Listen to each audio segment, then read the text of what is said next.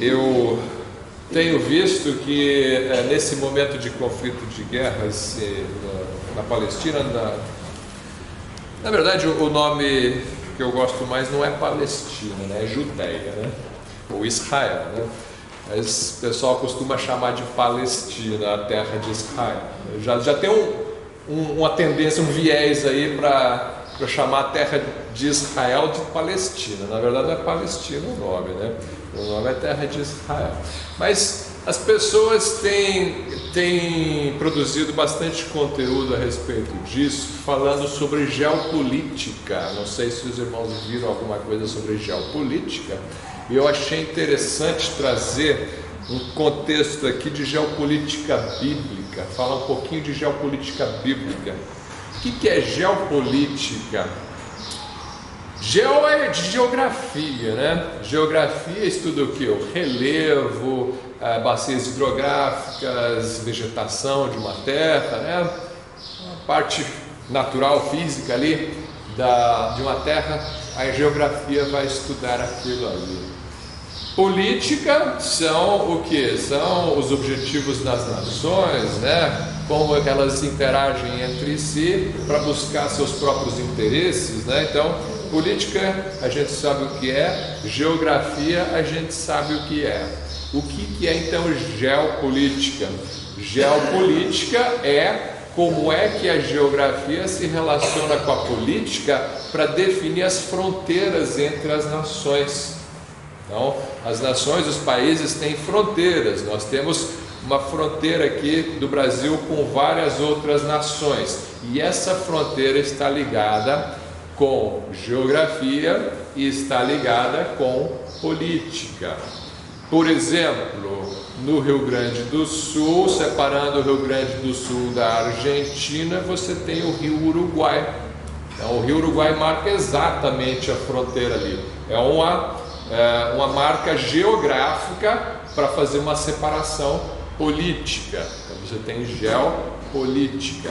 A política pode também fazer com que você avance nos territórios de um país vizinho, anexando território, seja por guerra, ou seja, simplesmente porque você encontrou uma terra vazia e você foi avançando. O Brasil fez muito isso, né? Já tinha um tratado das Tordesilhas que era para a gente ficar do lado direito, da oriental daquela linha, né? E a gente foi avançando, não tem ninguém aqui, eu vou entrando, né? E fomos tomando outras terras também. Então, isso aí acontece. E comprando também, negocia, e aí você tem guerras também, né, que acabam definindo. Às vezes, num acordo político, você faz uma partilha, né? Essa terra é minha, essa terra é sua, mas depois brigam, né? E acabam invadindo a terra do outro. Não, agora eu não vou te devolver, porque se eu devolver isso aqui para você, você vai querer me invadir, né? Então vamos manter aqui uma distância segura, uma área de isolamento. Isso aqui é meu, você fica para lá, meu país está aqui. Tem muito disso na geopolítica, né? Então geopolítica estuda isso, como que se relaciona política com geografia para estabelecer fronteiras. A Bíblia fala muito disso, né? Então, eu achei interessante nesse contexto nós trazermos à luz das Escrituras o que ela fala, em particular, evidentemente, da terra de Israel, que antigamente era chamada de Canaã, mas depois mudou para Israel. Depois mudou o nome para Israel e Judá, né? Separou o reino, e depois os romanos chamaram de Judéia, e hoje em dia costumam chamar mais de Palestina, né? Na mídia você vai ouvir mais o nome Palestina a respeito daquele território do que terra de Israel ou terra de Canaã, né? Mas vamos ver, então, dentro da Bíblia nós vamos ter as origens do conflito árabe-israelense. É importante, eu sei que muitos irmãos conhecem as histórias, mas é importante a gente relembrar os detalhes. A gente vai dar uma passada assim, geral, resumão do que a Bíblia fala sobre o conflito árabe-israelense. E é claro que ele é maior do que só árabe-israelense, porque a gente olha assim para a terra do Oriente Médio, né? O que se chama de Oriente Médio é aquela região ali que cobre Israel, Jordânia, Líbano, Arábia Saudita, Irã, Iraque, Turquia, né? Então você tem ali várias nações no Oriente Médio. Às vezes a gente pensa assim, é árabe e israelense, né? Não é só árabe e israelense, você tem outros povos ali. Os turcos não são árabes, né? É turco, né? A gente às vezes pensa, turco é árabe, todo mundo é árabe, a gente pensa, não, turco é turco, iraniano, não é árabe, iraniano é persa, né? Então você tem persa, você tem turco, você tem israelense, você tem árabes, várias nações árabes ali, tem outras etnias também, tem muitos povos ali, né? Então o conflito não é só árabe e israelense, ele é muitas etnias em conflito, e essas etnias aparecem todas na Bíblia, e a origem do conflito aparece tudo na Bíblia. Então a gente vai fazer uma investigação do que a palavra de Deus fala sobre isso, e eu selecionei para começar o capítulo 9 de Gênesis, onde nós temos o fim do dilúvio, que é Noé, muito antes de Abraão. Você já tem a origem do conflito. É na saída da arca que você tem a origem dos conflitos entre Israel e outros povos daquela região, né? A gente sabe então que quando saiu da arca, Noé levantou uma vinha, né? Plantou uma vinha, lá no capítulo 9, versículo 20 em diante vai falar sobre isso. E aí ele bebeu vinho, se embriagou, e o versículo 22, e viu o cão, ele ficou nu na sua tenda, né, o Noé. Alguns acham que Noé não conhecia vinho, e a primeira vez que ele tomou e não sabia o efeito que isso ia causar, ele perdeu o controle. Outros, a gente não tem como provar isso, né, mas é o primeiro porre, vamos dizer assim, né, da palavra de Deus, é a primeira embriaguez relatada na palavra de Deus. Então talvez tenha sido mesmo, não sei, talvez o vinho já fosse conhecido muito antes disso, né? Essa é uma opinião de alguns aí que não conhecia esse efeito, né? Então aí 22, e viu Cão, o pai de Canaã, a nudez de seu pai. Lembra que quem está escrevendo é Moisés. Moisés escreve isso muitos séculos depois do que aconteceu, no contexto já do deserto, já o povo que já saiu da terra prometida. Ele está mostrando para os judeus, os israelitas da sua época, a origem da rixa com os cananeus. Ele vai mencionar Canaã aqui. Por que ele fala assim, viu Cão, pai de Canaã? Cão foi pai de outros filhos. Por que menciona Canaã? Porque é para Canaã que Israel estava caminhando. Então Moisés está ensinando para aquele povo qual é a origem daquele povo que habita naquela terra, né? Então viu Cão, o pai de Canaã, a nudez do seu pai, e fez-o saber a ambos seus irmãos no lado de fora. Então tomaram Sem e Jafé uma capa e puseram-na sobre ambos os seus ombros, e indo virados para trás, cobriram a nudez do seu pai, e os seus rostos estavam virados de maneira que não viram a nudez do seu pai. Eles tiveram outra atitude muito mais respeitosa do que a de Cão, que dá a entender que Cão zombou de Noé, né? E despertou Noé do seu vinho, e soube o que seu filho menor lhe fizera, e disse, maldito seja Canaã. Ele não disse maldito seja Cão, ele disse maldito seja Canaã, servo dos servos seja aos seus irmãos. Ele amaldiçoou o filho de Cão, e disse, bendito seja o Senhor Deus de Sem. Então tem um filho bendito que é Sem, tem um neto amaldiçoado que é Canaã, e seja-lhe Canaã por servo. Os judeus que eram descendentes de Sem, lendo isso aqui, iam pela fé encontrar encorajamento em seus corações para tomarem a terra de Canaã à força, né? Porque eles estavam caminhando para a terra que era de Canaã, para tomar essa terra deles. E como eles iriam saber que eles conseguiriam tomar? Tinha uma promessa de Deus que eles iriam tomar essa terra, e existia uma maldição de Deus sobre aqueles cananeus, que começa aqui, né? E seja-lhe Canaã por servo. Alargue Deus a Jafé, que é o irmão então deles, né, de Sem então, e habite nas tendas de Sem, e seja-lhe Canaã por servo. Então, temos aqui uma primeira maldição. Daqui vai começar o conflito cananeu-israelense. Naquela época não era chamado israelense, era chamado israelita, né? Existe diferença. Qual a diferença do israelense com o israelita? Israelita está ligada com a etnia. Eu sou descendente de Abraão, Isaac e Jacó. Sou israelita. Israelense é um cidadão de Israel hoje. Eu posso ser um brasileiro, vou para Israel, me naturalizo, posso não ter nem a religião judaica, mas eu não sei quais são as regras de naturalização de Israel, ou eu posso ter nascido ali, filho de pais brasileiros, nasci em Israel e eu adquiro a cidadania israelense, não israelita. Eu sou israelense. Qualquer um que tiver nacionalidade de Israel hoje é chamado israelense. Na Bíblia você não tem israelense. Na Bíblia, Israel é um povo, uma nação que é uma descendência de Abraão, Isaac e Jacó. A etnia, ou seja, o povo, a raça, né, é israelita.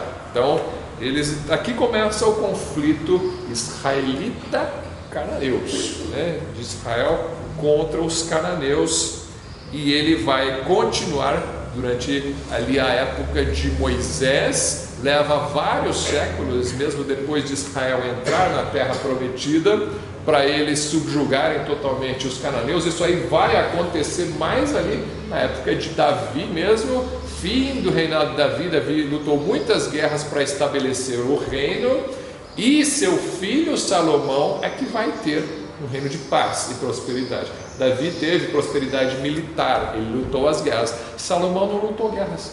Ele já recebeu o reino em paz, porque Davi já havia vencido os seus inimigos, e outros já eram amigos, já tinham alianças com o povo de Israel, né? Então naquela região. Mas inicialmente nós não temos nada de informação a respeito da terra aqui ainda, né? Não tem nenhuma promessa de terra para Sem aqui. Era só uma briga de família. Era uma família dividida, onde um neto vai servir a descendência do outro filho, né? Descendência de Cão por Canaã, via Canaã. Não diz que são todos os descendentes de Cão, né? Cão teve 3 filhos inicialmente, né? 4: Cush, Mizraim, Put e Canaã. Esses são os filhos de Cão, né? Ele está amaldiçoando não Cush, não Mizraim, não Put, amaldiçoando Canaã. Tá?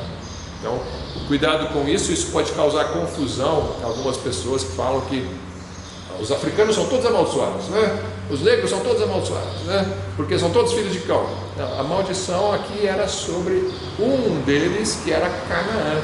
E a maldição se cumpre nos cananeus, que de fato lutaram contra Israel e perderam, e foram servos de Israel, né? Os africanos não foram servos de Israel. Os cananeus, muito pelo contrário, foi Israel que foi servo do Egito, né, que é na África, né? Então, essa profecia aqui, ela se cumpre, não em toda a África, ela se cumpre em Canaã, uma linguagem específica, os cananeus que vão ali formar certos povos. Aí a gente entra então no capítulo 10.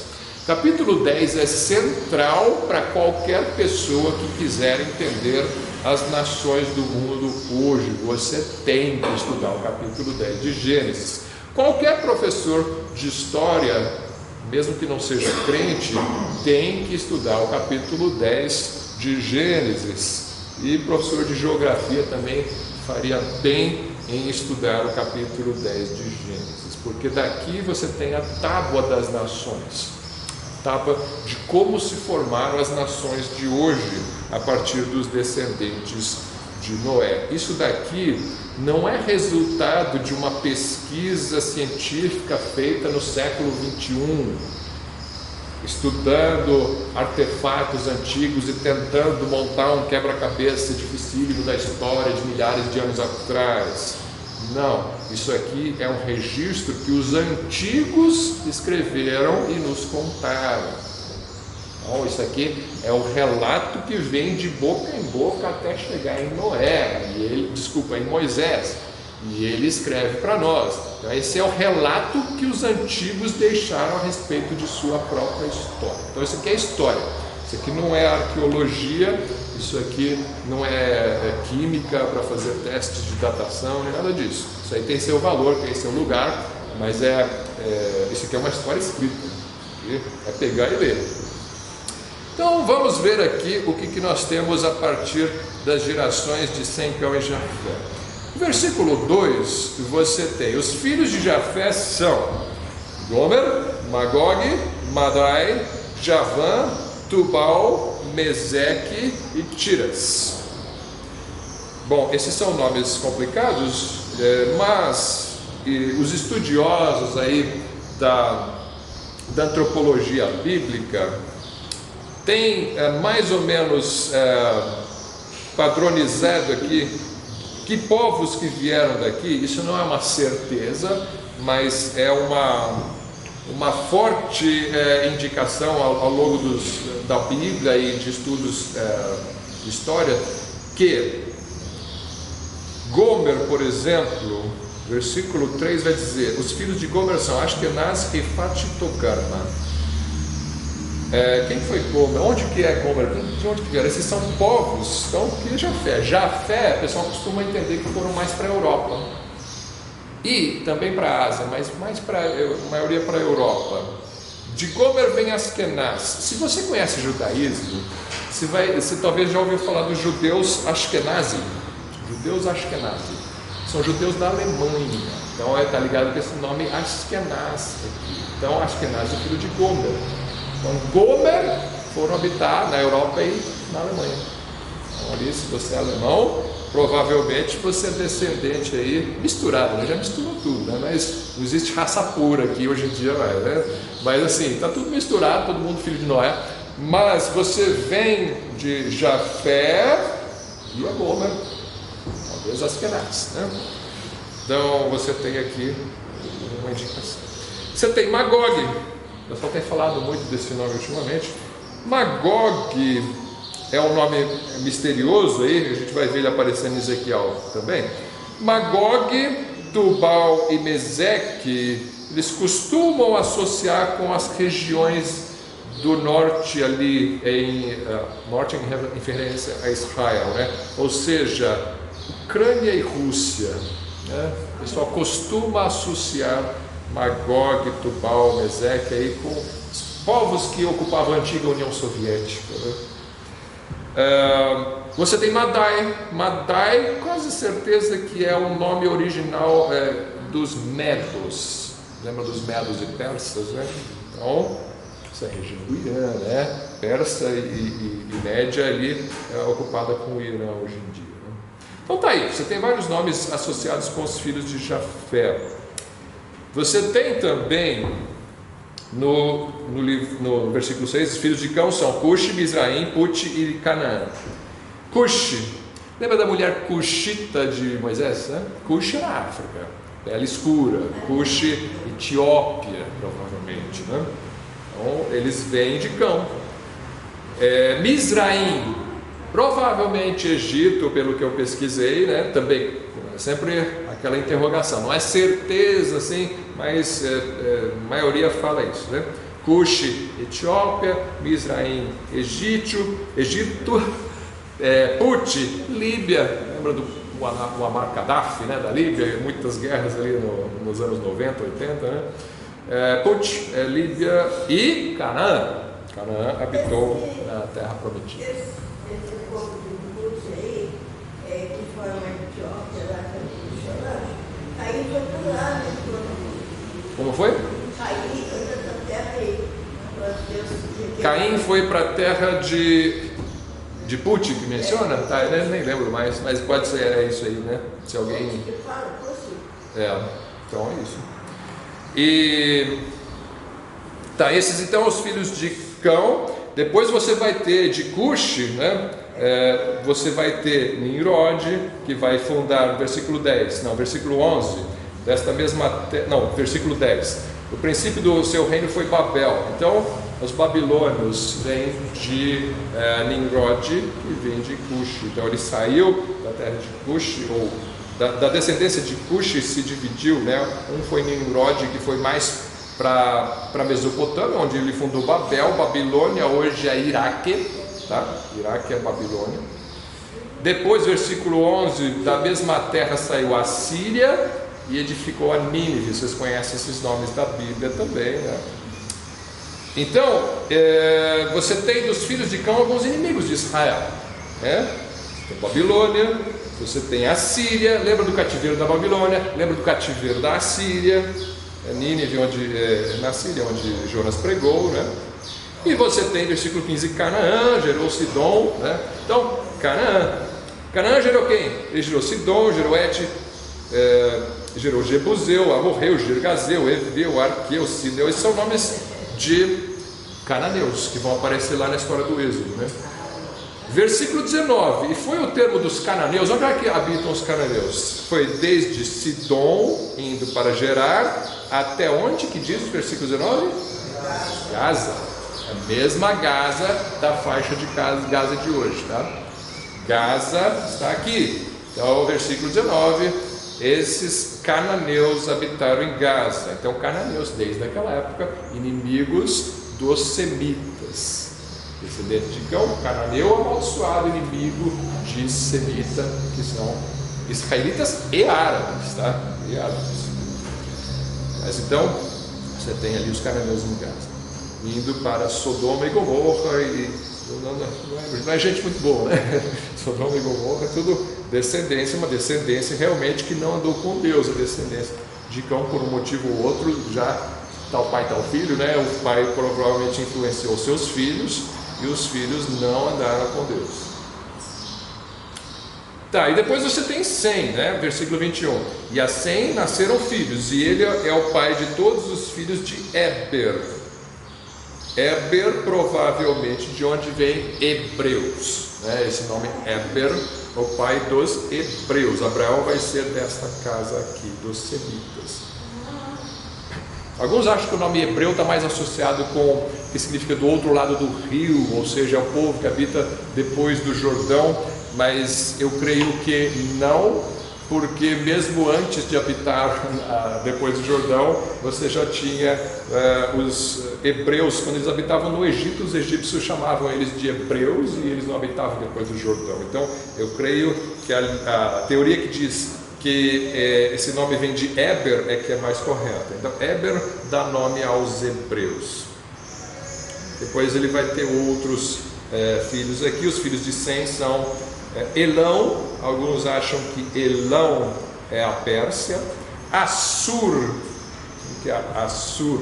Assur está ligado com a Síria. Engraçado, né? O Nimrod edificou Nínive em Assur, mas quem habitou em Assur foram filhos de Sem e não de Cão. Historicamente, após isso, quem habitou nessa região foram os filhos de Assur, de Sem. Arfaxade, Lud e Arã. Alguns acham que Arã é a Síria. Não confunda a Síria com a Síria, mas são dois países que foram muito parecidos. Tá, então temos aqui Tábua das Nações. Você pode estudar com mais detalhes, né? Isso aqui tem muita coisa onde você tem a origem dos principais povos da Bíblia. Esses são os principais povos da Bíblia, né?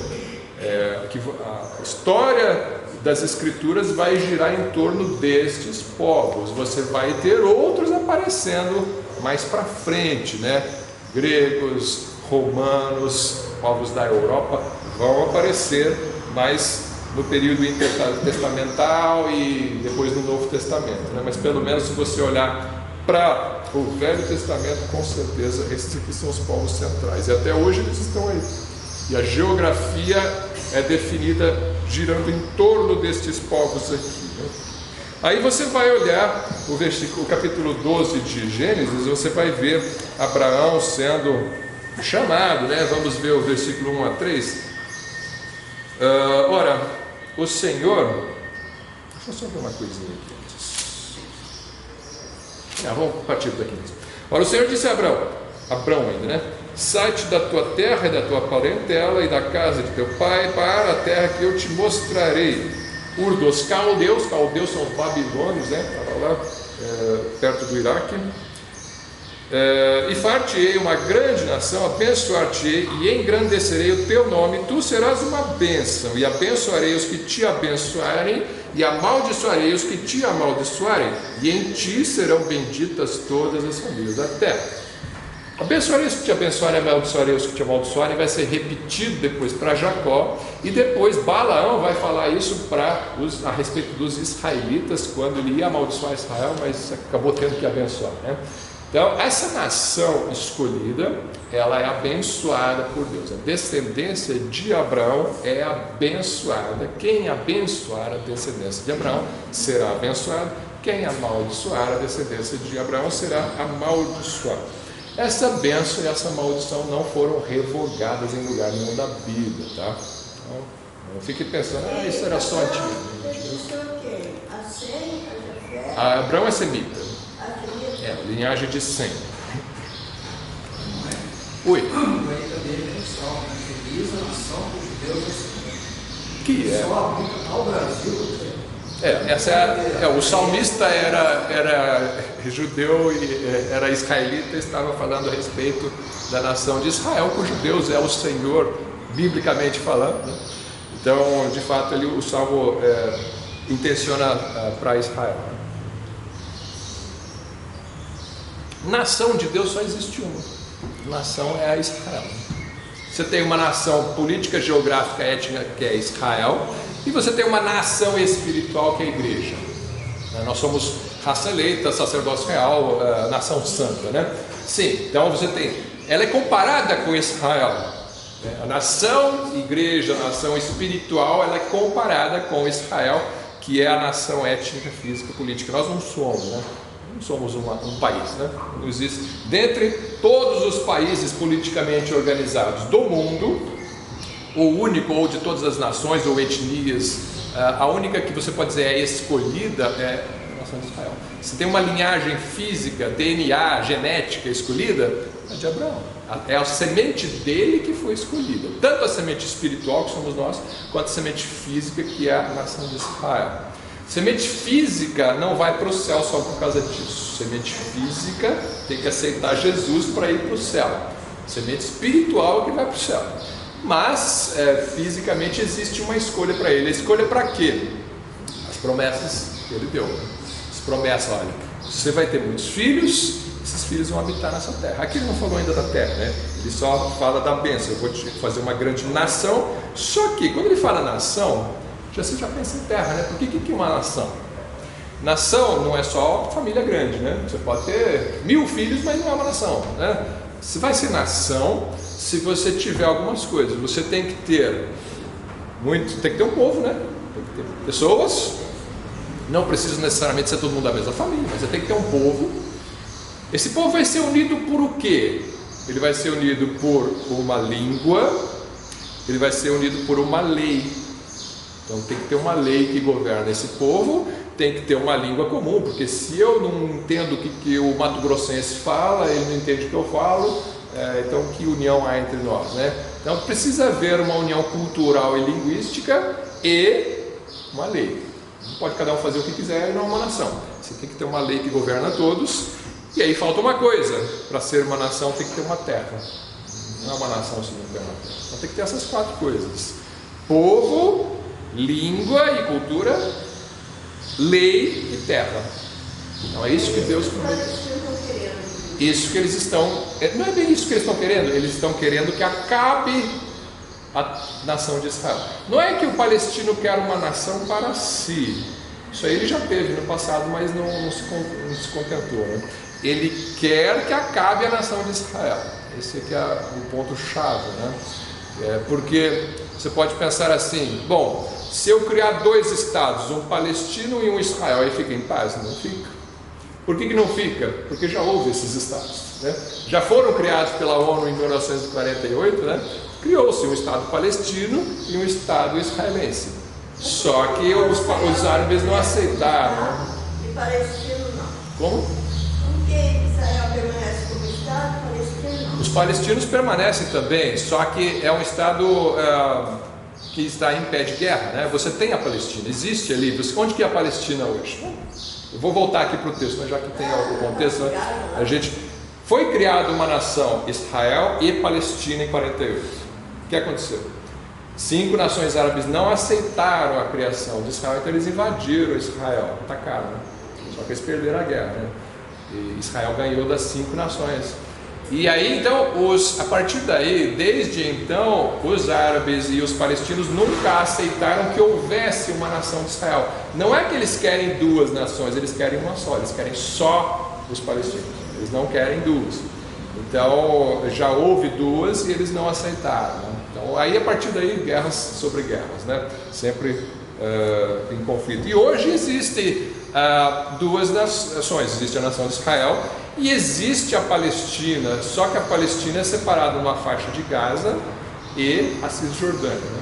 Existe ainda, né? A Cisjordânia, só que eles estão divididos entre si. Cisjordânia é controlada pelo partido Fatah, que é mais moderado, que tem razoável relação com Israel, e Hamas controla a faixa de Gaza, e Hamas não aceita de jeito nenhum Israel. Bom, então nós temos aqui a promessa para Abraão, e aí você vai ter no capítulo 13, versículo 15 e 17, ele fala da terra em específico. Porque toda esta terra que vês, te hei de dar a ti e a tua descendência para sempre. Para sempre. Ponto-chave. Promessa para Abraão. E ainda se chamava Abrão. Para sempre. E isso aí é difícil de os palestinos aceitarem, que para sempre a terra vai ser de Israel, né? E farei a tua descendência como o pó da terra, de maneira que se alguém puder contar o pó da terra, também a tua descendência será contada. Levanta-te e percorre esta terra no seu comprimento, na sua largura, porque a ti a darei. Tá? Reservado aqui para Israel, e essa terra, evidentemente, vai ser tirada dos outros para ser dada para Abrão. E isso é difícil de engolir, né? Porque Abraão é uma família, ele vai ter o seu nome mudado para Abraão, o povo vai crescer. Capítulo 15, Deus vai explicar para Abraão ainda, que eu vou te dar a terra que não é tua, né? Olha só, ele fala no versículo 7 a 10, fala o quê? Ele fala, eu sou o Senhor, 15 e 7, eu sou o Senhor que te tirei de Ur dos Caldeus para dar-te a ti esta terra aqui, para herdar. Tá. E aí Deus faz um pacto com Abraão, um pacto unilateral com Abraão, e aí no versículo 16, é a quarta geração, assim, ele fala, olha, vocês vão se afastar daqui, né, vão ficar aí um tempo fora dessa terra prometida, versículo 16, a quarta geração tornará para cá, porque a medida da injustiça dos amorreus, que são descendentes de Canaã, né, cananeus, os amorreus, não está ainda cheia. E sucedeu que, posto o sol, aí vai falar do pacto, né? Versículo 18: naquele mesmo dia fez o Senhor uma aliança com Abraão, dizendo, a tua descendência tenho dado essa terra, desde o rio do Egito até o grande rio Eufrates. E o Queneu, Quenezeu, Cadmoneu, o Eteu, Perizeu, Refaíns, Amorreu, Cananeu, e Girgazeu e Jebuseu. Eu falei que Amorreu era descendente de Canaã, desculpa, eu errei. O Amorreu é paralelo ao Canaã, o Cananeu também habita ali, né? Então tem vários povos ali que coletivamente são chamados de cananeus, né? Onde eles habitavam ali. Então como é que Israel ia habitar no lugar que já tem dono? Tem que tirar, né? Tem que tirar, e não vai tirar pedindo por favor. Eles até pediam, né? Às vezes, mas não, assim, deixa eu passar, eles não deixavam, né? Mas é claro que não vai deixar passar, a terra é minha, né? Quem que é você para querer entrar aqui na minha terra, né? Não vai deixar. Então Deus tira a força, mas Deus manda Israel tirar a força. Deus faz milagres para que Israel, politicamente falando, isso aí é um roubo, né? Isso é uma invasão forçada. Israel roubou a terra dos cananeus quando Israel saiu do Egito. Israel se multiplicou no Egito, saiu com mão poderosa, foi até uma terra que já tem dono. Já tem dono, humanamente falando, é dos cananeus, mas divinamente falando, a terra pertence a Deus. E Deus a dá a quem quer. Quando Deus fala, cananeus, vocês já pecaram muito, já tem muita chance de vocês se arrependerem. Vocês não se arrependeram das suas abominações, seus cultos de sacrifícios infantis e coisas assim. Então agora essas vão sair. Sai, morro e meu povo vai entrar. e era para Israel tomar à força essa terra. Totalmente, se fosse a ONU hoje em dia, ia intervir ali, né? Não pode fazer isso, né? De fato, humanamente falando, não é para fazer, mas se Deus manda é para fazer. E isso, os povos que não têm o Deus de Israel como seu Deus, não tem como engolir um negócio desse, a não ser que Deus faça engolir, desça goela abaixo a força. E é assim que Deus fez, com milagres. É com o Rio Jordão se abrindo, é com muralhas de Jericó caindo, é com o povo sem estrutura militar vencendo nações fortificadas, né? E com gigantes e tudo mais. Então você tem ali a história de uma geopolítica se alterando quando Israel entra na terra de Canaã. O que a geopolítica se alterou? Você tem um monte de fronteiras ali entre povos cananeus, e de repente entra uma família ali, desaloja todo mundo, né? Desaloca todo mundo e toma para si essa terra e cria novas fronteiras. Vamos ver se eu tenho algum slide sobre isso aqui. Se puder colocar o primeiro, vamos ver o que é o primeiro. Está procurando ali colocar o primeiro slide. Quando aparecer, a gente retoma, né? Você vai ter alguns outros inimigos sendo mencionados de Israel no livro de Gênesis, né? Apareceu? Vou apagar aqui para facilitar a visão. Olha só, a nova geopolítica foi essa daqui. Aqui tem vários nomes misturados. São em cores as 12 tribos de Israel. Você vai ver ali em cima, ó. Azer, Naftali, Zebulon, não dá para ler de Issacar, eu acho. Manassés, que tem uma parte do lado esquerdo, ocidental do Jordão, e outra parte do lado direito do Jordão, essa laranja aqui, né? O Manassés está dividido em dois. A meia tribo de Manassés que ficou para a direita do Jordão, para o leste ali, né? Não quis atravessar para o outro lado do rio. Tem Gade, tem Ruben, tem Efraim, Judá, Benjamim, o verde escuro ali, acho que é Dan, e Simeão. Está aí. Não era assim. Antes você tinha ali, ó, Moabitas, Amonitas, Arameus, Filisteus, Amalequitas, então isso aqui já é mais ou menos 1300 a.C., já depois ali no reino, né, de Israel, né, já estabelecido, né, mas assim, você tem um povo tomando terras de outros povos, politicamente incorreto. Deus não está preocupado com isso, né? Se é politicamente correto ou não aos olhos dos homens. E eu não vou ficar defendendo esse Deus como se eu fosse o advogado dele, tentando convencer os ímpios de que isso aqui é que foi certo, porque é o Deus que é o dono da terra que disse que é assim que tinha que ser. Então, se ele fala, nós baixamos a cabeça e obedecemos, né? E glória ao Senhor por isso. E quem quiser ser abençoado, abençoa. Eles poderiam ser abençoados, esses povos aqui, se eles se convertessem ao judaísmo, se circuncidassem, quisessem permanecer vivos, como por exemplo Raabe, era moabita, não se circuncidou, né? Mas ela se converteu. Então, junte-se ao povo de Deus. Mas foram pouquíssimos os que quiseram se juntar. Mas quem abençoou Israel foi abençoado. Quem amaldiçoou Israel foi amaldiçoado. A profecia se cumpriu e a geopolítica bíblica formou-se assim. Antes disso aqui, você vai ter no Gênesis 19 a história da Sodoma e Gomorra, que nós já mencionamos hoje, né? Esses nomes, né? Sodoma e Gomorra, onde Ló habitava e saiu e a cidade foi destruída. Isso está em Gênesis 19, né? Você tem, na verdade, acho que a gente pode voltar antes, no Gênesis 17. Gênesis 17, você vai ter... Não, o Gênesis 17 vai ser muito detalhe. Vamos pegar só 2 versículos aqui. Tem muita coisa aqui no Gênesis 17 que eu queria falar, mas nosso tempo não permite. Eu vou falar só do versículo 19. E disse Deus: na verdade, Sara, tua mulher, te dará um filho, chamarás o seu nome Isaque, e com ele estabelecerei a minha aliança, por aliança perpétua para a sua descendência depois dele. E quanto a Ismael, também te tenho ouvido, eis aqui o tenho abençoado, e o farei frutificar, e o farei multiplicar grandissimamente, 12 príncipes gerará, e dele farei uma grande nação. Ismael é o pai dos árabes, e Isaque é o pai de Israel. Então você tem uma briga aqui por causa da bênção. Ambos foram abençoados. Falou, eu vou fazer uma grande nação de Ismael. Tem mais árabe do que judeu, né? Hoje em dia. Então Ismael foi uma grande nação. Muitos povos vieram de Ismael. Isaque vem uma grande nação, Israel. Só que por que a briga então? Por que Ismael não fica contente em ser muitas nações?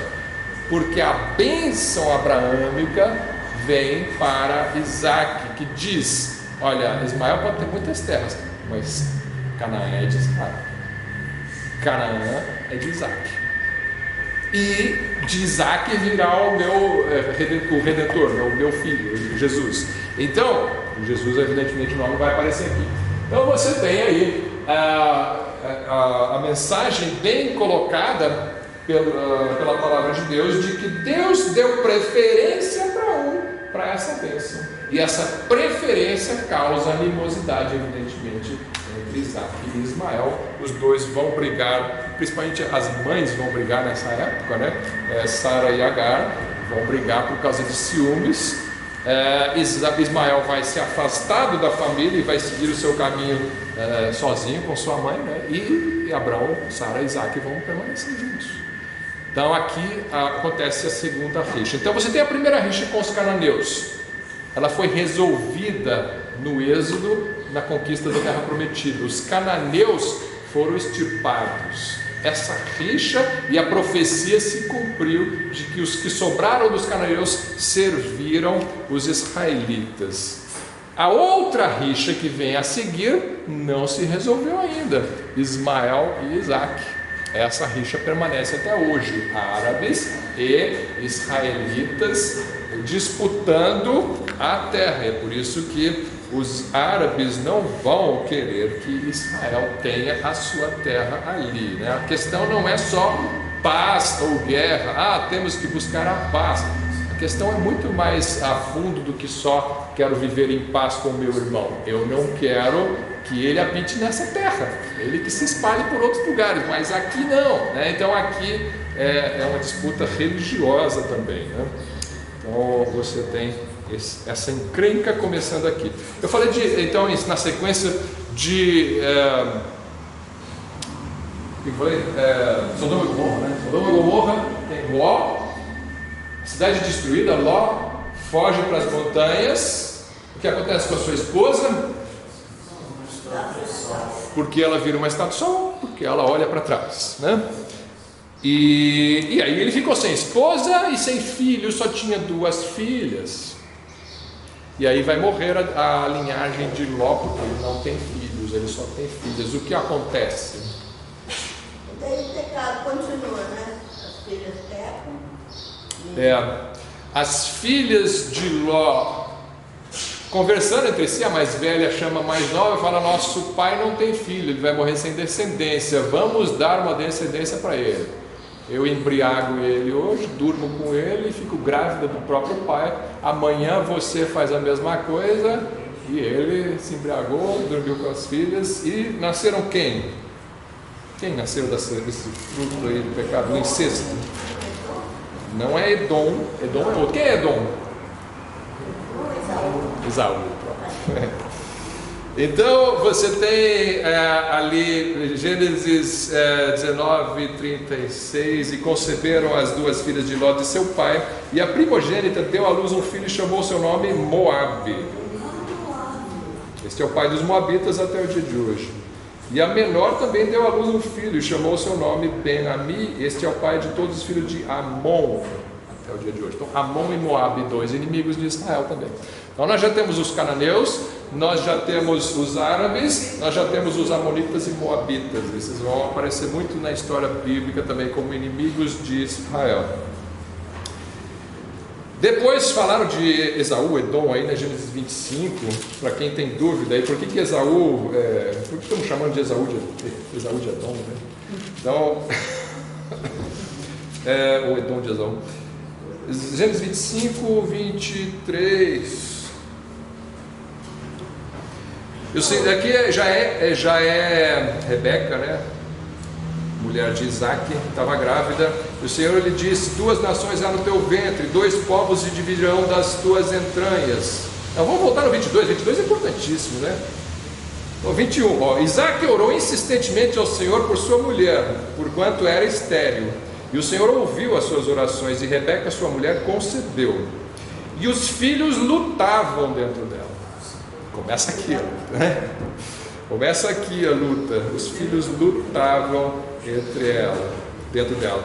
Então disse assim: por que sou assim? E foi perguntar ao Senhor, e o Senhor lhe disse: 2 nações há no teu ventre, e 2 povos se dividirão das tuas entranhas.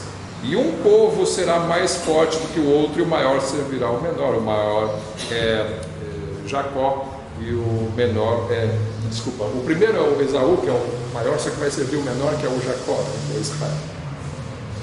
E que Esaú é Edom, né, você tem no Gênesis 36, bem claro. Gênesis 36, 1, estas são as gerações de Esaú, que é Edom. 36, 1. Então, ele deixa bem claro quem é Edom. E aí no versículo 8 ele diz: porquanto Esaú habitou na montanha de Seir, que, se não me falha a memória, fica na Arábia hoje. Esaú é Edom, ele repete. E caso alguém esteja na dúvida, ainda no versículo 19 ele diz: estes são os filhos de Esaú, e estes são os seus príncipes. Ele é Edom, não se esqueça disso, né? 3 vezes ele fala: Esaú é Edom. Então, um dos inimigos de Israel, né? Briga familiar de novo, né? Irmão, um pegou a bênção, o outro não pegou. Jacó roubou a bênção de Esaú. Esaú vendeu, não roubou, né? Ele vendeu. Ele comprou do Esaú, mas ele roubou do Jacó, né? Porque ele enganou Jacó e mentiu dizendo que era Esaú, né? Na hora de ser abençoado, né? Bom, aí se forma a nação. Vamos colocar aqui o mapa de novo, vamos ver como é que ficou o mapa. Eu só queria perguntar: se ele não fosse abençoado pelo pai, ele recebesse plantas do pai, Deus o abençoaria esse mesmo? Se ele não recebe, não existe se, ele tem que ser abençoado pela bênção de Israel. O pai vai abençoar o filho. O pai vai abençoar o filho. Como que isso vai acontecer? A gente só sabe na hora que acontece, né? Então, não era para Rebeca ter confabulado com Jacó para enganar Isaac para roubar a bênção. Não era para fazer isso. Só que ia acontecer isso, porque Deus sabe que ia acontecer isso, né? E Deus já disse que vai acontecer, que ele vai ter a bênção. Então, o como envolve um monte de coisas complicadas, né? Não tem essa opção de, se não acontecesse, Deus ia dar um outro jeito. A gente precisa trabalhar com histórias paralelas, universos paralelos, né? O universo real é aquele que aconteceu. E o que aconteceu foi que houve uma bênção. E isso aí já estava escrito, né? Bom, aqui nós temos, então, só para comparar. Olha o Edom aqui, ó. Olha, aqui é uma cidade conhecida como Petra, né? Então você tem aqui, isso aqui já é depois, 800 a.C. Você tem ali Israel, depois que se forma a nação. Salomão peca com a sua idolatria, o reino é dividido, né? Roboão e Jeroboão. Roboão fica no reino de Judá aqui embaixo, Jeroboão, reino de Israel lá do norte, né? Eles ficaram com o nome Israel, 10 tribos lá, 2 tribos em Judá. E as outras ali, ó, que eram 12 tribos, bacana, né? Ficou Moabe e Amon e Moabe, né? Inimigos, né? O que é isso aqui hoje? A gente já vai ver daqui a pouco. Mas você tem ali, ó, os arameus, Fenícia lá em cima. Você tem aqui os filisteus, inimigos de Israel também. Esses vieram da África, eles migraram daqui para cá e ocuparam esse pedaço. Tá? Então tem isso aí, a geopolítica vai se alterando com o passar, a geopolítica bíblica, né, vai se alterando com o passar dos anos. Quem são essas regiões hoje? Acho que o próximo mapa vai mostrar, se puder mostrar. Aqui, ó, a comparação com hoje. Aqui temos Israel. Israel, você viu, ó, ele pegou o reino de Edom, juntou ali Judá e Israel, só que um pedaço dele está ocupado porque é chamado de Cisjordânia. Palestina quem é? Esses dois laranjas aqui, ela é separada, né? Tem uma faixa de Gaza e tem uma faixa chamada Cisjordânia. Os dois juntos formam Palestina. Esse aqui é governado pelo Fatah, moderado. Esse é governado pelo Hamas, terrorista, né? Então, esses que estão em guerra com Israel hoje. Comparando os dois, aonde que está a faixa de Gaza nos tempos bíblicos? Quem habitava a faixa de Gaza? No mapa aqui, ó, o vermelho. Quem que é o vermelho? Filisteus. Desde aquela época já tinha essas lutas, né? Filisteus contra Israel. Hoje, Hamas contra Israel, mas sempre aquele espacinho de terra ali, né? Hoje, quem está do lado de cá é mais a Jordânia, né? A Jordânia, que na guerra lá de 48 eles invadiram aqui, pegaram a Cisjordânia. Depois Israel invadiu de volta aí, sem essas guerras, né? Mas essa é a evolução da geopolítica. Olha o norte ali, ó, o Líbano hoje é a Fenícia de antigamente, onde tem Tiro e Sidom, que aparece lá no Novo Testamento, né? Jesus fala, se fizessem Tiro e Sidom, os milagres que eu fiz aqui, eles teriam se convertido. Ali, região lá. Ali você tem o Mar da Galileia, você tem o Mar Morto. É isso aí. Então essa é a geopolítica bíblica. O que nós temos então? Você vai ter, a partir desse reino, você vai ter diásporas. Vamos falar um pouquinho das diásporas. O que é diáspora? É dispersão. Quando o povo é disperso da terra, né? Ele sai da sua terra e é espalhado, né? Isso é uma diáspora.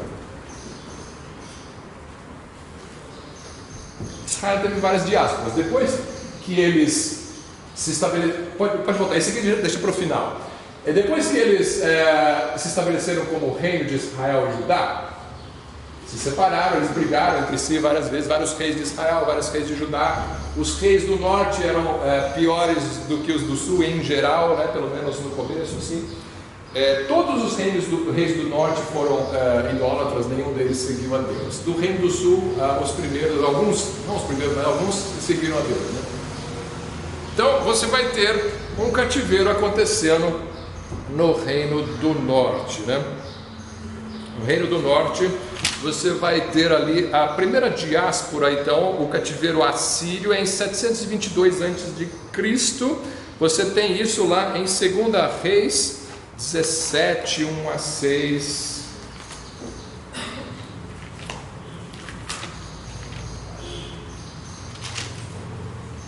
Segunda Reis 17.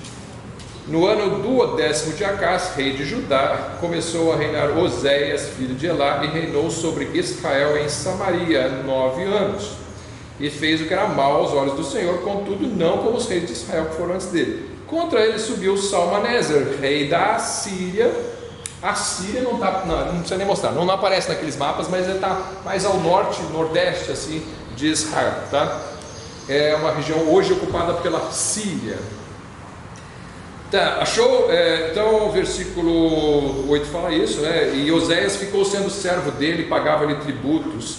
Porém o rei da Assíria achou em Oséias conspiração, porque enviara mensageiros a Só, rei do Egito, e não pagava tributos ao rei da Assíria cada ano, como dantes. Então o rei da Assíria o encerrou e aprisionou na casa do cárcere, porque o rei da Assíria subiu por toda a terra e veio até Samaria e a cercou 3 anos. E no 9º ano de Oséias, o rei da Assíria tomou a Samaria e levou Israel cativo. Samaria e Israel, mesma coisa, o reino do norte, né? E levou Israel cativo para a Síria e fê-los habitar em Hala e em Rabor, junto ao rio de Gozã, nas cidades dos Medos. Tá, então tem ali a Síria, o cativeiro da Síria. Mais ou menos aí, pelo que eu pesquisei, 722 a.C. é essa época aqui. Rei Salmaneser diz aqui, na história costuma-se colocar que é o Salmaneser V, né? Salmaneser é um dos nomes que os reis assumiam naquela época na Síria. E aí as 10 tribos de Israel, elas vão para esse cativeiro, e o rei Salmaneser, ele traz outros povos pagãos para morarem ali onde antes eram os israelitas, né? Esses povos vão formar os samaritanos, eles moram ali na região de Samaria, né? Então, cativeiro da Samaria, os israelitas não voltaram desse cativeiro nunca mais para formar uma nação, tá? Eles têm assim, alguns que voltaram, né? Mas assim, como nação eles nunca mais se reconstruíram. Ficou o Reino do Norte perdido, são as chamadas 10 tribos perdidas de Israel, que a gente já comentou várias vezes aqui na EBD, né?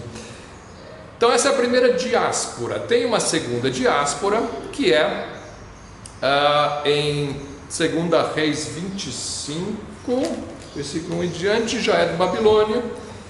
Assim, teve uma sequência, se não me engano, são 3 deportações para a Babilônia. A primeira delas em 609 a.C. 2 Reis 25, 1 a 6 diz como que foi destruída a cidade, né? Sucedeu que no 9º ano do seu reinado, no mês 10º, aos 10 do mês, Nabucodonosor, rei de Babilônia, veio contra Jerusalém, ele e todo o seu exército, e se acampou contra ela, e levantaram contra ela trincheiras em redor.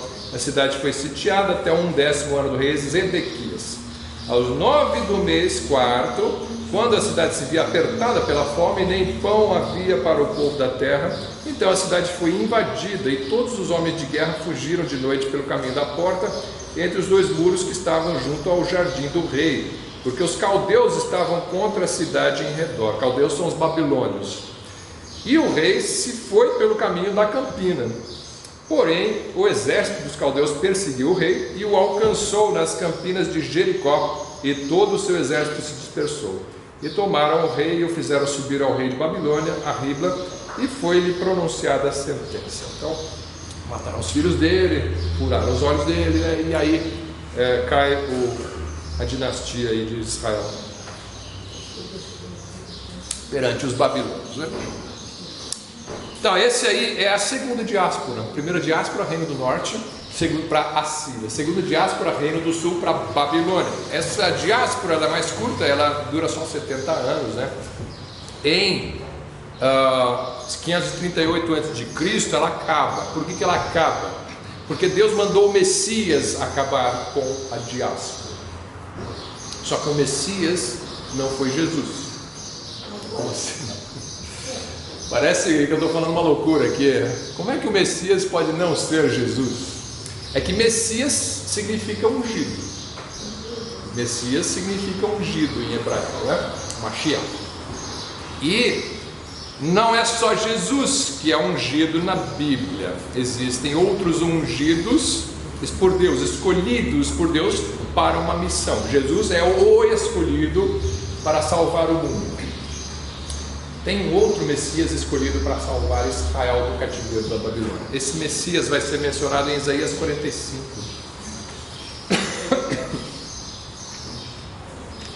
Isaías 45, versículo 1. Ele vai mencionar: assim diz o Senhor ao seu ungido, ao seu Messias, a Ciro. Este é o Messias, Ciro. Ele dá o nome, antes de Ciro nascer, ele dá o nome de quem é o seu Messias. Assim diz o Senhor ao seu ungido, a Ciro, a quem tomo pela mão direita, para abater as nações diante da sua face, e descingir os lombos dos reis, para abrir diante dele as portas, e as portas não se fecharão. Versículo 4. Por amor de meu servo Jacó e de Israel, meu eleito, eu te chamei pelo teu nome. Chamei quem? Chamei Ciro pelo nome. Usa o teu sobrenome, ainda que não me conheces. Deus não unge só o seu povo para fazer uma obra. Para fazer a obra de libertar Israel, Deus escolheu, ou seja, ungiu Ciro, que era um pagão. Não estou dizendo que Ciro foi para o céu, estou dizendo que ele foi escolhido para fazer uma obra de Deus, de libertação do seu povo de Israel. Esse Ciro era persa? Persa, Ciro, rei da Pérsia. E versículo também 5: eu sou o Senhor, não há outro, fora de mim não há Deus, eu te cingirei ainda que tu não me conheças. para que se saiba desde o nascente do sol e desde o poente que fora de mim não há outro. Eu sou o Senhor e não há outro. Eu formo a luz, eu crio as trevas, eu faço a paz, eu crio o mal, eu, o Senhor, faço todas estas coisas. Doa a quem doer, discuta com Deus se você quiser. Versículo 13: eu o despertei em justiça e todos os seus caminhos endireitarei. Ele edificará a minha cidade e soltará os meus cativos, não por preço nem por presente, diz o Senhor dos Exércitos. Acontecia? Por quê? Porque Deus quis. Foi ele. Então, essa história também é contada na história universal por Heródoto. Heródoto. Que ele diz que Ciro, ele tomou a Babilônia espiando do leito do rio Eufrates, entrando pelo leito seco do rio. Sim. Tomou a Babilônia. Quer dizer, enquanto os babilônios estavam fazendo festa ali, né? Foi ataque surpresa. Fantástica que para os incrédulos, né, que não creem na Bíblia, tem uma fonte histórica. Sim, exato. Na Bíblia você tem a descrição dessa libertação por parte de Ciro, vai acontecer lá no livro de Daniel, mas a parte de reconstrução de Israel aparece em Esdras. A Bíblia não está na ordem cronológica, então a gente volta para trás para ver quando que essa profecia lá do fim aconteceu, né? Os livros da Bíblia, na sua Bíblia, não estão na ordem cronológica, então você volta um pouquinho para ver quando que essa profecia se cumpriu. Ela se cumpre em Esdras, capítulo 1, versículos 2 a 4. Assim diz Ciro, rei da Pérsia: o Senhor Deus dos céus me deu todos os reinos da terra e me encarregou de lhe edificar uma casa em Jerusalém, que está em Judá. Ele leu a Bíblia, né? Daniel deve ter falado para ele. Ele está lá, ele sabe o que está escrito. Quem há entre vós de todo o seu povo, seja seu Deus com ele, e suba a Jerusalém, que está em Judá. Ou talvez o próprio Esdras falou para ele. E edifique a casa do Senhor Deus de Israel, ele é o Deus que está em Jerusalém. E todo aquele que ficar atrás em algum lugar em que andar peregrinando, os homens do seu lugar o ajudarão, com prata, com ouro, com bens e com gados, além das dádivas voluntárias para a casa de Deus que está em Jerusalém. Mas isso é injusto. Não, peraí. Eles saíram, agora vem aqui, estou morando em paz aqui. Agora vem uma ordem dizendo que eles vão tomar minha terra de volta e ainda eu tenho que pagar por isso? Pensa no árabe morando ali agora a terra é nossa, porque eles saíram no cativeiro. Agora recebe uma ordem do alto dizendo que olha, eles vão voltar aí, eles vão construir o templo e vocês têm que dar ouro para eles construírem o templo. Aí já é demais, né? Totalmente politicamente incorreto. Deus decretou, Ciro obedeceu, e quem tiver juízo obedeça a Ciro, né? Então, olha, Deus não faz as coisas do jeito que os políticos acham que deve ser feito. Ele faz do jeito que ele determinou, mesmo que aos olhos humanos às vezes parece injusto, né? Parece injusto. Por quê? Pensa bem. Por que Deus mandou Israel matar os cananeus e tomar a terra? Porque cananeus estavam em pecado, idolatria, sacrifício humano e tudo mais. Aí quando Acabe vai lá, faz sacrifício humano, né? E os 6 de Judá copiam a idolatria de Acabe, faz a mesma coisa.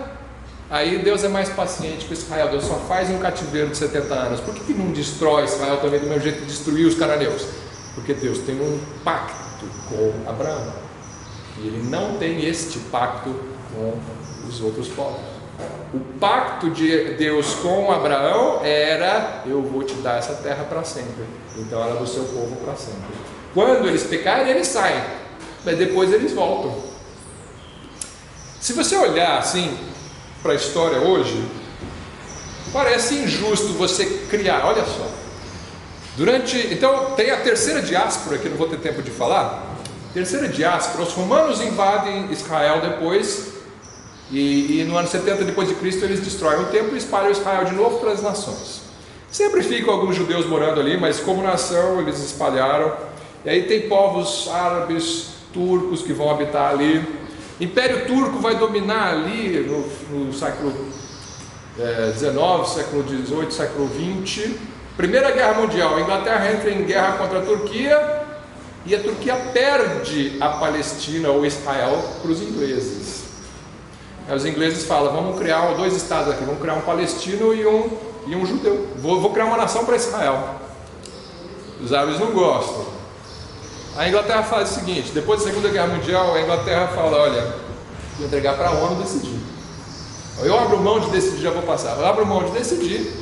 A ONU, que era presidida lá pelo Oswaldo Aranha, na época brasileira, decide criar o Estado de Israel. Decide criar, e aí Israel ganha uma terra, só que ele cria os 2, né? Cria Palestina e Israel. E aí cria esses 2 e Israel vai habitar lá. Eu já vou passar a palavra. Israel era crente? Não era. Israel aceitou Jesus para ganhar essa terra? Não aceitou. Essa terra foi dada por Deus por milagres e maravilhas abrindo? Não.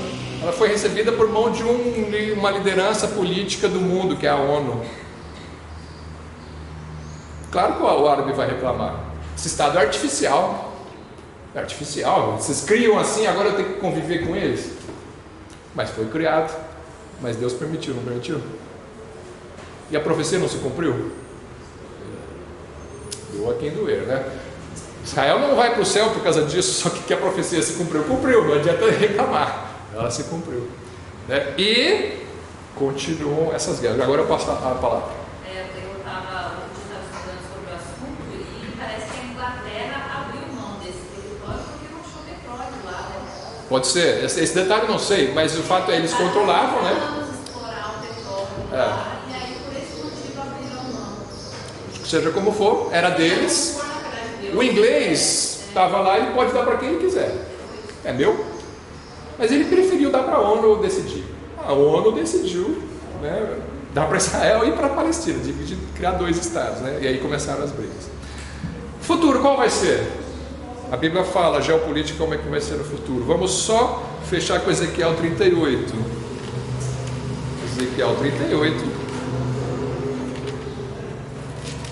versículo 1 a 6. Veio a minha palavra do Senhor dizendo: Filho do homem, dirige o teu rosto contra Gog, terra de Magog. A gente já falou esse nome hoje. Um dos filhos de Jafé, né? Magog. Príncipe e chefe de Meseque e Tubal. Lembra quem era? Rússia. E profetiza contra ele. E diz: Assim diz o Senhor Deus: Eis que eu sou contra ti, ó Gog, príncipe e chefe de Meseque e Tubal. Versículo 4. E te farei voltar, e porei anzóis nos teus queixos, e te levarei a ti com todo o teu exército, cavalos e cavaleiros, todos vestidos com primor, grande multidão, com escudo e rodela, manejando todos a espada. Uma guerra aqui, né? Quem está envolvido na guerra? Meseque e Tubal. Versículo 5, persas, etíopes, os de Pute com eles, todos com escudo e capacete. Gomer, quem era Gomer mesmo? É lá da Europa, né? E todas as suas tropas, a casa de Togarma, no extremo norte, aqui já é mais Armênia, né? Região da Armênia. E todas as tuas tropas, muito povo contigo. Então tem vários povos sendo mencionados aqui. O pessoal tem falado muito dessa profecia aí ultimamente, aí, nesse contexto, né? A gente não vai explicar a profecia hoje, né? Mas é só para fechar a geopolítica aqui, né? Versículo 15: Virás, pois, do teu lugar, do extremo norte, tu e muitos povos contigo, montados todos a cavalo, grande ajuntamento e exército poderoso, e subirás contra o meu povo Israel como uma nuvem para cobrir a terra. Nos últimos dias sucederá que hei de trazer-te contra a minha terra. Olha só como Deus fala, né? Eu vou te trazer. Quem determina as coisas é Deus. Para que os gentios me conheçam a mim, quando eu me houver santificado em ti, ó Gog, diante dos seus olhos.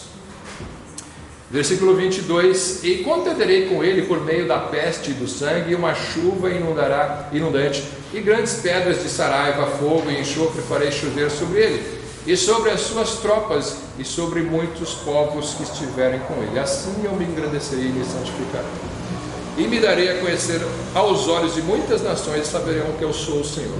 Não vou explicar a profecia, né? Não é nosso objetivo hoje, mas o contexto da geopolítica caminha para isso aqui. Essa guerra nunca aconteceu. Tem um último mapa aqui que pode pisar. Se você pegar esses nomes e trazer para hoje, eles são mais ou menos assim. Isso, eu pus umas interrogações aqui, isso não é certeza, esses nomes, mas parece assim. Etiópia e Putin são mencionados, a gente sabe que eles vêm daqui. Estão atacando Israel. Então, vem um grupo por aqui. Pérsia, ficou errado o AP para cá. Pérsia é Irã. Irã a gente sabe que é inimigo de Israel. Está mencionado na profecia, ele vem por aqui. Togama, Armênia, Mesec e Tubal na Turquia ou na Ucrânia? Dúvida se é a Ucrânia ou se é a Turquia. E Gog, quase todo mundo fala que é Rússia, ao norte, nas povos do norte, né? Vem dali do norte. E Gomer, Alemanha, Europa. Né? Então vem gente das 4 direções. Na profecia vem gente das 4 direções atacar Israel. Essa guerra nunca aconteceu, tá? Então, vai acontecer. Quando? Não importa hoje. A guerra vai acontecer. Biblicamente ela vai acontecer. Não sei se é este o estopim da guerra, ou outra coisa mais no futuro. Mas na Bíblia existe uma guerra que ainda não aconteceu envolvendo a nação de Israel. E ela está descrita aqui com os nomes dos povos. Não estou falando isso para você ficar tentando adivinhar as coisas e chutar as coisas, mas está profetizado, uma hora vai acontecer. Uma hora vai acontecer. Então, eu falei da outra vez, né? Paz perene em Israel só depois da vinda de Cristo, né? Paz perene. Hoje vai ter momentos de paz, épocas de paz, tratado, acordo, quebra-acordo, porque Israel e os outros sempre estão em briga, né? Isso aí até o fim dos tempos. Não existe outro caminho. Você pode. É correto você buscar a paz. É correto você orar pela paz, mas como foi dito da outra vez, não lembro quem falou, né? Paz com Cristo, né? Nós oramos para a paz de Israel, mas em princípio, paz com Cristo. Não existe paz sem Deus, né? Eles têm que se converter, né?